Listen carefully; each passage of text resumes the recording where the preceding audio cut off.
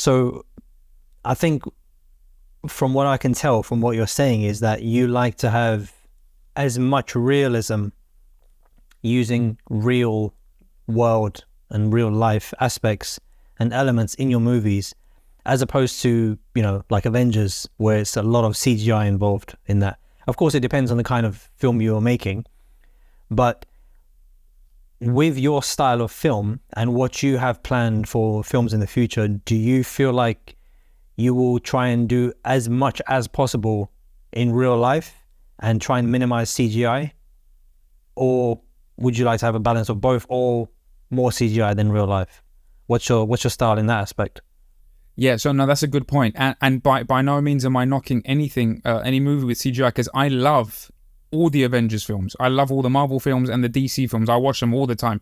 As soon as a new Marvel film or DC film comes out, I'm straight at the cinema watching it because I love them. But when it comes to what I know that I'm better at, with regards to other things that I can do, I prefer stories that are a little bit more, to an extent, a little bit more down to earth. Although when I was a kid, I used to experiment with all the special effects and things. But I would prefer, if possible, to use real things. And one of the many reasons why I would prefer that, if it was an available option to me, is that CGI is an incredible tool. But unfortunately, just like anything that's technology-based, it will eventually be outdated. And they will likely be a time when they'll do it even better than they do now. And it can become dated after a while. Whereas I think if you shoot something for real, it will just last a lot longer. It's real. You're not trying to create something fake. But also, again, CGI is brilliant for things that you simply can't do. There are certain things that is almost impossible to shoot. So that's where CGI comes in incredibly handy. Even simple things, when your budget's not massive and you want to dress a street, or you're doing like a period piece or something, and you just want the street to look like it's in the 80s. Yeah, you can get the cars and everything, but sometimes it's more convenient to use CGI for some of the signs and the shop fronts and things like that, instead of dressing the entire street with new signs and all that. So, it depends. I think CGI is an amazing tool, and no doubt there are going to be times where I'm definitely going to use it. But also, I just realized I didn't directly answer your question before, because talking about Death Valley and how well it did, and my preference, basically adding all of this together, because of how well it did, we are actually working now on a feature film, a Death Valley feature film, which we're hoping to shoot this year. And the interesting thing is because it's a very kind of crime, mystery, thriller, and comedy based film. It's kind of got a lot of things that I love. And if you look at other work that I've done in the past, there's a lot of beautiful scenery. There's a lot of kind of luxury things. And I just like that because I'm used to making projects on a very, very low budget. And I like to use free things to make it look more expensive. So one of my favorite tools to increase production value is using nature. That's why Death Valley, I wanted to shoot it in the desert, because I knew if I shoot it in the desert, it's going to look stunning. It's going to look amazing, and I don't need to do anything. Nature does it for me. Nature just naturally increases my production value because it just looks cool, Yeah, absolutely. And with the right sort of color grade on it, it'll look even better. Definitely, 100%. You definitely need. This is the thing. As a director, I always need to have a DP, a director of photography, next to me that understands exactly what I want, because they're the ones that are going to bring my kind of the visual part of my vision alive, and that's a big deal for me. I know, and I've met and I've worked with other directors who are so engrossed in telling the story as far as acting goes that they don't care how it looks. And I've worked with big major Hollywood directors on feature films, because we also have a production company. We do feature films as well, like for other people and with other people we produce. And I've worked with big directors that have said the same thing, that have said, I don't care who the director of photography is, I just want to focus on my actors.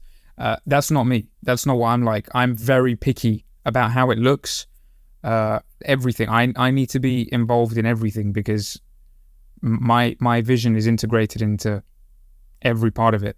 And that's why the feature film of Death Valley is going to be based in Greece, for a number of reasons. First of all, I love Greece. I grew up there. Greece looks amazing on camera.